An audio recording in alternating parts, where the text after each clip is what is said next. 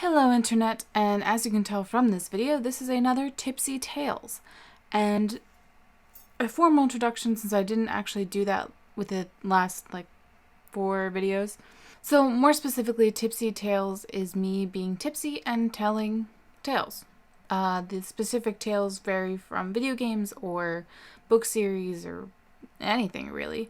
The point is that I am tipsy when I do them. So clearly at the moment I am not tipsy, and so I'm going to go do that. I'm going to make a drinking game out of Madam Secretary, and it should be very interesting. So until then, I am back. I am tipsy. I've also changed because I wanted to be more comfortable, so fuck it. So I'll also be taking a drink every time that I pause and mess up, and it'll be fun.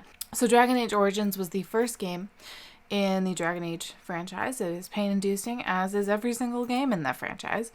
It was released in 2009, developed by BioWare, and published by EA, which is Electronic Arts. Each race in this game has their own backstory, and so this description overview of plot will be specific to the character that I picked, and you're just gonna have to deal with that. So here we fucking go. So our metaphorical stage is Ferelden, and this is a map of it. It's the land of the dogs. It's within the, continent of Thedas. I'm not really sure.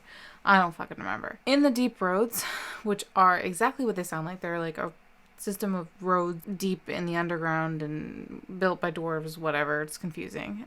Creepy as fuck. There are these motherfuckers.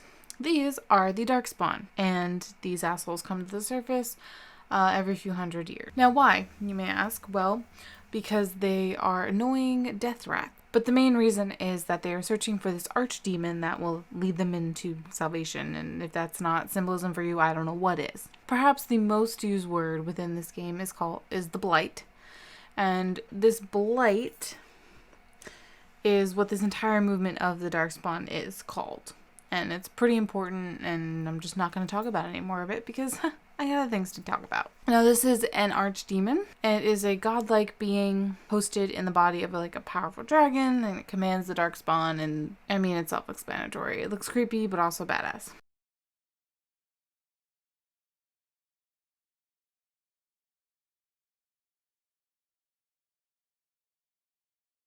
So, long story short, there's this boy band, the Grey Wardens, and they're these badass motherfuckers, and their entire job is to fight the Darkspawn, and that's it. That's all they do. So when there's no Darkspawn, they're just chilling in their castle fortress thing. So let's move on to my character, Flora Cousland. She is a human noble rogue class. Now prep yourself for the pain of her backstory, because I, unfortunately, when I did my first playthrough, was not prepared for this backstory. Bullshit. Flora was the badass daughter of a noble family, and they were cool. They're pretty cool people. You know, the mother was a little overbearing, but the mother isn't. I had a Mabari hound, and I don't remember the name of him or her. I don't remember, but they were pretty cool, and everything was chill. I had an older brother, and at the beginning of the game, a Grey Warden named Duncan rolls up to the castle, fortress, whatever, home of Flora, and I was all like, I need to recruit someone to fight this Darkspawn. Also, I need your support, blah, blah, blah, blah, blah. And Flora was all like, fuck yeah, sign me up, bro. However, because of patriarchy and historical facts and bullshit, really bullshit reasons, Flora's father was like, no. So, Flora's older brother, Fergus, which is a really fucking stupid name, by the way, he goes off with the Cousland family soldiers to help fight with the King Kalen, who's really a useless human being, honestly. So they go to fight the Darkspawn. However, this is not where the story ends. No. In the middle of the goddamn night, this motherfucker, Arl Howe, decides to seize my family's castle. Fun fact, he's voiced by Tim Curry, who is a beautiful human being. Arl Howe decided to be a fucking goddamn asshole and took over the family castle. And Flora had to fight her way out of her room, and she finds her mother, but her father is missing. And eventually, we're traveling, fighting through the castle. Flora's nephew and sister-in-law are dead, and all the guests who were there for some reason, I'm not really sure what the reason was, they also were dead. Flora and her mother find her father in the pantry, because apparently there's a secret tunnel from the pantry outside of the property. I'm not really sure why the pantry was the chosen choice of this tunnel, but, you know, whatever. He's mortally wounded, and he can't go anywhere. And the Grey Warden Duncan bro rolls up and is like, "No, you're dying and all, but can I recruit your daughter now because she's a really good fighter?" And he was like, "Yeah, sure, whatever. I'm dying anyway." Flora had to leave her parents to die. The Mabari Hound, however, whatever its name is, escapes with Flora and Duncan, and they go off to have Flora become a Grey Warden. I mean, that happened. So I bet you're wondering, how does one become a Grey Warden? Well, let me tell you all about this, because apparently you can die from it. And that's a theme that I can already tell is a thing. But anyway, you drink Darkspawn blood. That's it. Don't ask me how they go about, you know, gathering this and deciding, oh, who was the first Grey Warden to decide, yeah, I'm going to drink this.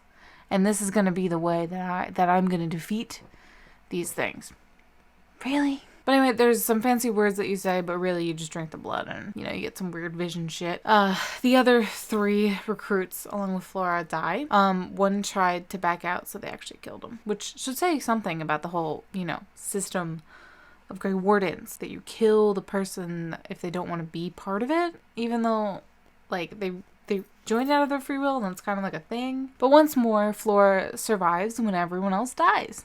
So many great themes to happen in this game. However, the Darkspawn attack, and everyone else dies. Again, this asshole bro Logain, who I often confuse in my brain with Arahao, because they kind of seem the same to me, and they don't really matter in the grand scheme of things, because I kill them, they die anyway. I mean, they should die. I just gave it a plot point. Fuck. So Logain abandons the battlefield, leaving King Kalen to die, and then blames everything on the Grey Wardens, which is a bit ridiculous, and I don't know why anyone would follow along with that, but they do. So the Wardens are now wanted, but in the end it doesn't even matter, because the only Warden that's actually left is Alistair.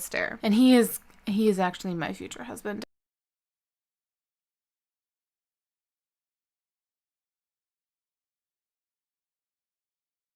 So now we have to go out and gather up all of the races of Thetas and fight off both Logain and Arahao and the Blight. So just casual, you know, weekend plans. And this literally is not what Flora even signed up for. Yeah, the Blight part.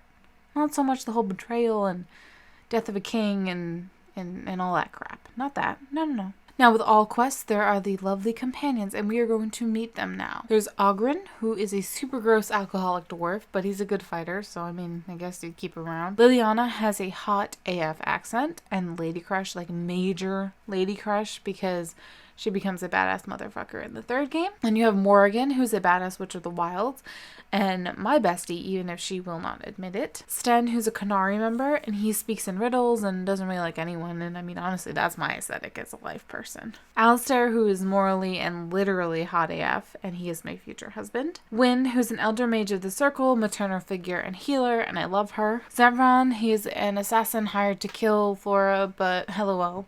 They become bros. He is probably my 2nd male choice in romance, and he has a really nice exotic accent. Shale, who is a hella sarcastic golem, has a fear of birds and was once a female dwarf. Then there's the Mabari Hound. I don't know what the name was. They were fucking lovely to have. So along with the companions, we kick ass, take names, and most importantly, Alistair and Flora have a lovely sex scene that has Lion King background music. Now I want to take a moment.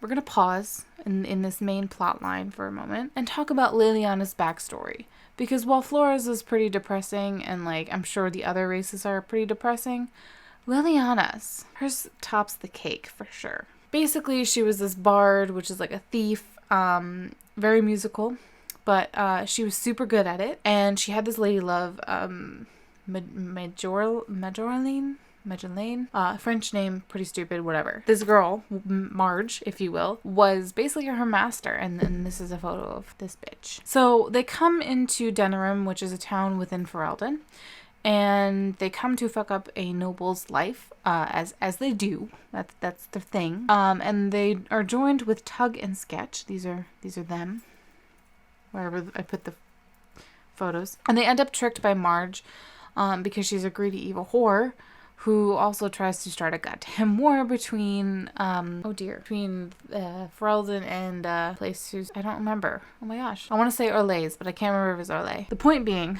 Marge fucks up. Marge is a bitch. I hate her so much. Anyway, Marge hooked up with a Ferelden commander, Rowley, and he then kidnaps and tortures and God knows what else to Tug, Sketch, and Liliana. Liliana happens to get out of her cell by this like mystical female voice. She ends up finding Tug dead, and he's on a torture device, and you see it. Oh boy, do you see it. It's really depressing and gross, and like I'm not going to talk about that anymore. She escapes with Sketch and this other bro, Silas, that they meet along the way. In the end, she confronts Marge and Rowley, her pet army bro. He dies, which is great. Fantastic. But we don't actually know what happens in the end. They just leave it. Personally, if I had my choice, Liliana would have slayed that bitch, knocked her over a goddamn cliff, and hopefully that's what happens, so I'm going to stick with that because that makes me feel a lot better. Now, the night before the battle with the Archdemon, we discover some new things about the roles of a Grey Warden. Now, keep in mind, because within Ferelden,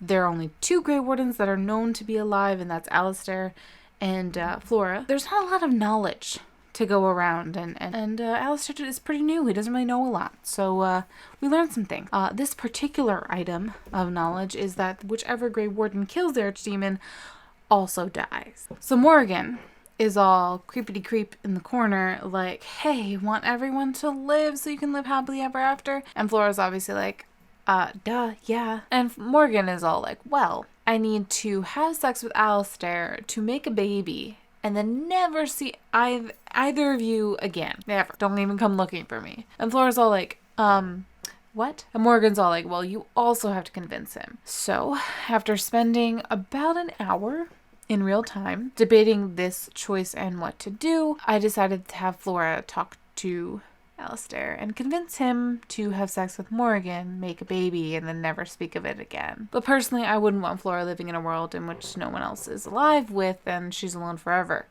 So, and boy, was that one awkward conversation, considering it was a fictional conversation. But at the end of the day, the Archdemon is beat, the Blight is no more, all is well, and here's a little summary of what happened. So Alistair and Flora end up living happily ever after, at least until, you know, the world got fucked up again. Her older brother Fergus is alive and ends up taking control of the family estate. Flora got the title of Hero for Ferelden. Everyone else survived, like the party members survived. Oh, Logain's daughter became queen because I killed him. Honora, she's pretty cool. Well done. This has been my Tipsy Tales of Dragon Age Origins. Getting tipsy is really tiring, and I'm old and I just want to sleep. If you liked this Tipsy Tales, if you want to see more, if you want to suggest anything for me to like summarize while tipsy, let me know in the comments or send me a message. I don't know. You'll know how to contact me if you really want to know. I am changing up my schedule of posting. Sundays usually a good day, but Thursdays is a little hard for me. During the week it's a little difficult to get the energy to film and then edit. But do subscribe, leave a like. I'm gonna go eat and then sleep because I'm tired, and thank you for watching. Peace out.